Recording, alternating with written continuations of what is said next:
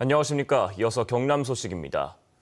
오늘 아침 6시부터 경남 전역에 미세먼지 비상저감 조치가 발령됐습니다. 올해 들어 두 번째인데요. 자세한 기상 소식 김태림 기상캐스터가 전해드립니다. 네, 하루 사이 미세먼지 상황이 더욱 악화됐습니다. 오늘은 경남 지역도 최악의 대기질을 보이겠습니다. 현재 경남 지역 사천과 고성, 거제를 제외하고 모두 초미세먼지 주의보가 내려져 있고요. 오늘은 우리 지역에서도 미세먼지 비상저감 조치가 시행되겠습니다. 지난번과 마찬가지로 공공기관에서는 차량 이부제가 시행되기 때문에 차량 번호 끝자리수 짝수인 차량만 운행할 수 있고요. 도민들 역시 대중교통을 이용하는 등 적극 동참해 주셔야겠습니다. 이 시각 경남 지역의 초미세먼지 농도를 살펴보시면 모두 나쁨 이상 수준의 농도를 보이고 있습니다.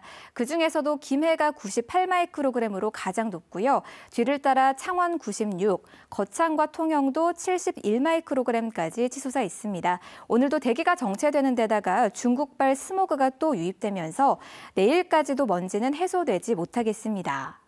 절기 경칩인 오늘 경남 지역은 비 소식도 나와 있습니다. 오전까지 5mm 미만으로 살짝 내리겠고요. 오후에도 빗방울이 떨어지는 곳이 있겠습니다. 비의 양이 워낙 적기 때문에 먼지를 해소하는 데는 전혀 도움이 되지 못하겠고요. 대기 중에 안개만 더욱 짙게 만들겠습니다. 운전하는 분들 각별히 조심하셔야겠습니다. 오늘 아침 기온은 어제보다 많이 높게 출발합니다. 동부 지역은 창녕 7도, 창원 9도, 김해가 11도까지 올라 있고요. 낮 기온은 13도 안팎으로 어제보다 4도가량 낮겠습니다. 경남 서부 지역은 현재 기온 7도 안팎으로 출발해서 낮 기온은 14도 안팎까지 오르겠습니다. 오늘 바다의 물결은 먼 바다를 중심으로 최고 2.5m까지 높게 일겠고요. 남해 동부 해상에는 종일 비가 내리겠습니다. 오늘 비가 그치고 내일부터는 다시 맑은 날씨가 이어지지만 주말인 일요일에 또 한 차례 비가 내리겠습니다. 기상정보였습니다. 진주 삼성교통 파업이 45일째 접어들었습니다. 노조원 2명이 45m 철탑 위에서 고공농성을 시작했습니다. 최세진 기자가 보도합니다. 45m 철탑 위에 현수막이 내걸렸습니다. 삼성교통 노조원 2명이 최저임금 보장과 표준운송원가 현실화를 주장하며 새벽부터 고공농성을 시작했습니다. 파업 44일째를 맞으면서 노조원들이 극단적인 투쟁에 돌입한 것입니다. 시청 앞 지표에서는 출입문 유리가 깨지고 노조원 1명이 호흡곤란으로 쓰러지는 등 급박한 상황이 이어졌지만 진주시의 무반응에 급기야 분통이 터집니다. 몇백 명의 공무원이 있을 건데 이 사태를 정리할 사람이 한 놈도 없어요. 한 사람도. 문결에 잠그고 전화 안 받고. 시민소통위원회는 2차례에 걸쳐 중재안을 냈지만 두 번째 중재안도 합의에 이르지 못한 상황. 중재안에서 진주시는 삼성교통은 이후 경영 개선을 위해 노력해야 한다는 문구를 주장한 반면 삼성교통은 삼성교통과 진주시가 경영 개선을 위해 상호 노력한다는 문구를 주장했습니다. 양측은 중재 실패 책임을 상대방에 전가하고 있습니다. 삼성교통은 당초 중재안 내용과 다른 추가 사항을 요구해 오는 바람에 중재안은 결렬되었습니다. 한편 더불어민주당 진주시 의원들이 삼성교통 사태 해결을 위한 특위 구성에 합의하면서 해결의 실마리가 될지 주목되고 있습니다. 단식 투쟁과 고공농성까지 삼성교통 노동자들이 배수의 진을 친 가운데 진주시의 소통은 언제 시작될지 시민들은 지켜보고 있습니다. KBS 뉴스 최세진입니다. 건설사 사주의 부인이 남편 회사가 시공한 아파트에 수억 원대 조형물을 다수 설치했다는 소식 전해드렸는데요. 오늘은 건설업계와 미술계의 비뚤어진 관행을 짚어보겠습니다. 작품에 써야 할 돈 일부를 건축주가 챙기고 있는 건데 이 문화를 누리는 시민들과 예술인 지원을 위해 의무화된 건축물 미술작품 제도가 겉돌고 있습니다. 손원혁 기자의 보도입니다. 창원의 한 상가에 설치된 조형물. 작품 가격은 1억 원이 넘지만 작가에게 다 지급되지 않았습니다. 작품 가격의 일부를 작품을 발주한 건축주에게 돌려줘야 했기 때문입니다.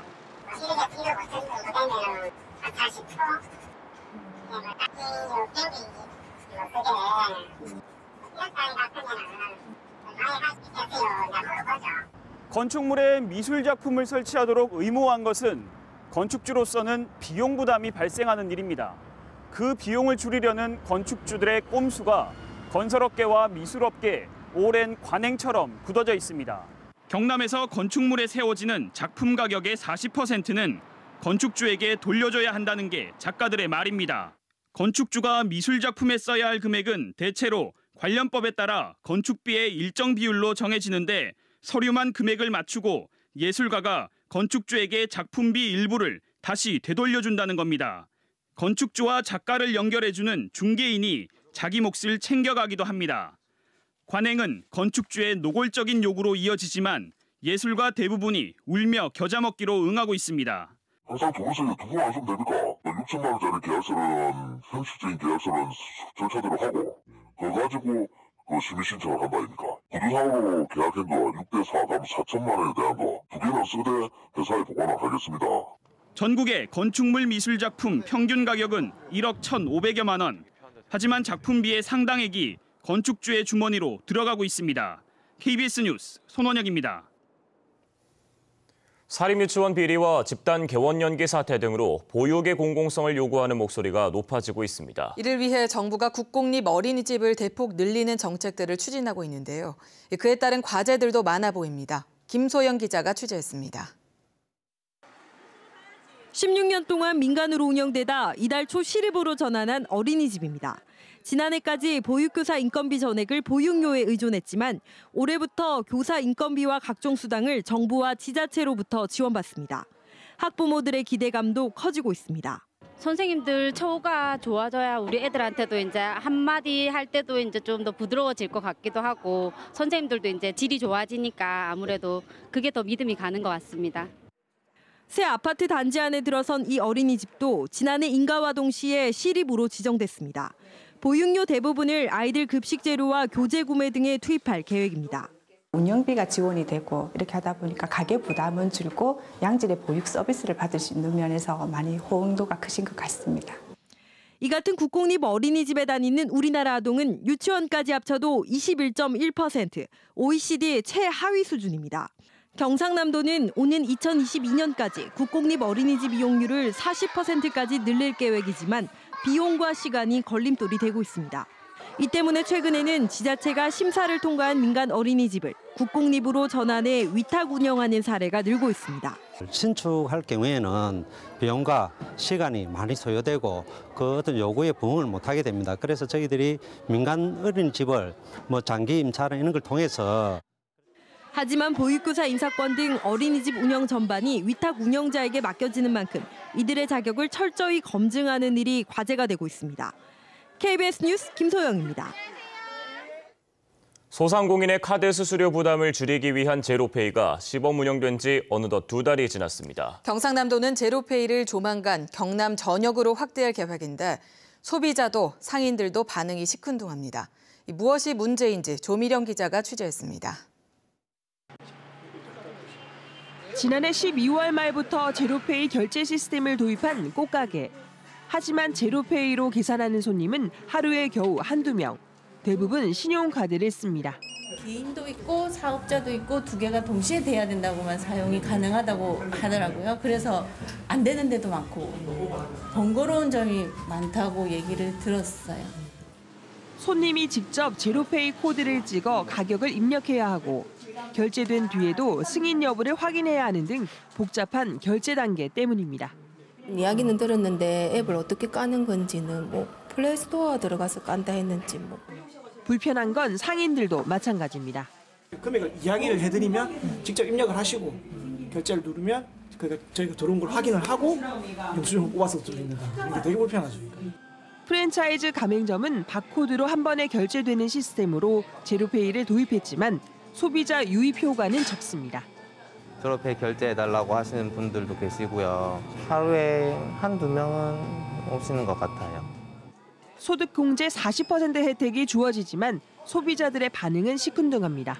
정확하게 모르니까. 그러니까 이런 게 홍보라든지 이런 게 좀 많이 되었다면 사용을 했을 텐데. 이 때문에 지난 2달여 동안 창원의 제로페이 가맹점 수는 4천여 곳에 불과합니다.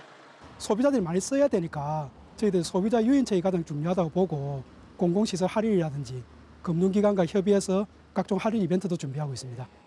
경상남도는 오는 20일부터 제로페이를 경남 전역으로 확대할 계획이지만 불편한 결제 단계 개선과 더 많은 소비자 혜택이 선행돼야 할 것으로 보입니다.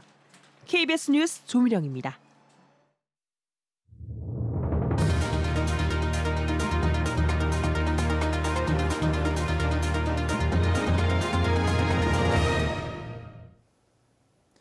KBS 창원 뉴스는 경남 경제를 살리기 위해 올해 연중기획으로 경남 경제 혁신성장의 길을 마련했습니다. 오늘은 국책연구소와 산업체가 협력해 이 제품의 국제 경쟁력을 갖춰 세계 시장을 두드리는 현장입니다.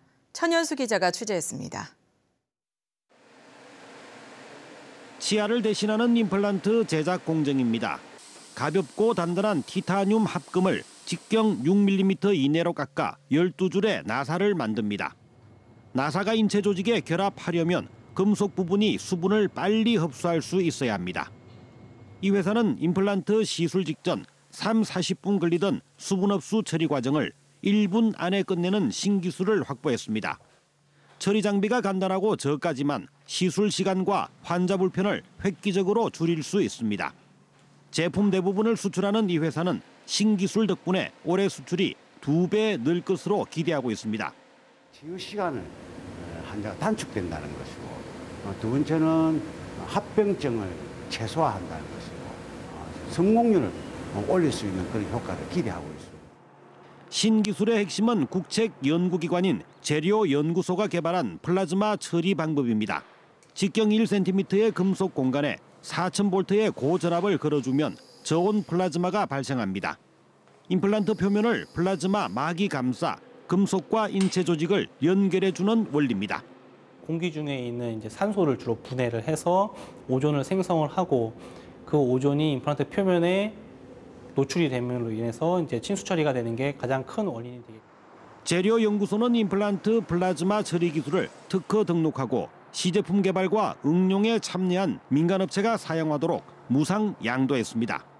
국책연구기관은 원천 기술을 확보하고 기업체는 상용화를 통해 부가가치를 창출하는 순환 구조가 혁신 경제의 모델을 만들어가고 있습니다. KBS 뉴스 천연수입니다. 밀양시는 오는 24일 2019 밀양 홀리헤이 색채축제를 밀양강 둔치에서 개최합니다. 남해군이 지난 4일 전국 최초로 발달장애인 주간활동 서비스 센터를 열었습니다. 고성군이 제정된 지 37년이 지난 군민 헌장을 국민의 자긍심을 고취할 수 있는 내용을 담아 개정한다고 밝혔습니다. 건강축제 함양산삼축제가 정부 지정 2019년 문화관광 육성축제로 선정됐습니다. 올해 경상남도 연극제가 모레부터 16일 동안 사천에서 열립니다. 한국연극협회 경남지회는 제37회 경상남도 연극제를 오는 23일까지 사천문화예술회관과 사천문화원 공연장 일대에서 개최한다고 밝혔습니다. 이번 연극제에는 예술단체 옴팡의 개막 공연을 시작으로 14개 극단의 연극 경연과 다양한 축하 공연이 열릴 예정입니다. 지난해 진주혁신도시의 지역인재 채용률이 전국 평균에도 못 미치는 것으로 나타났습니다. 국토교통부의 자료를 보면 지난해 전국 지방이전 공공기관의 신규 채용 인원은 6,076명으로 이 가운데 지역인재는 1,423명으로 집계됐습니다. 경남은 의무 대상 816명 가운데 164명을 지역인재로 채용해 전국 평균 23.4%보다 낮은 20.2%의 채용률을 기록했습니다. 뉴스를 마칩니다. 시청해주신 여러분 고맙습니다.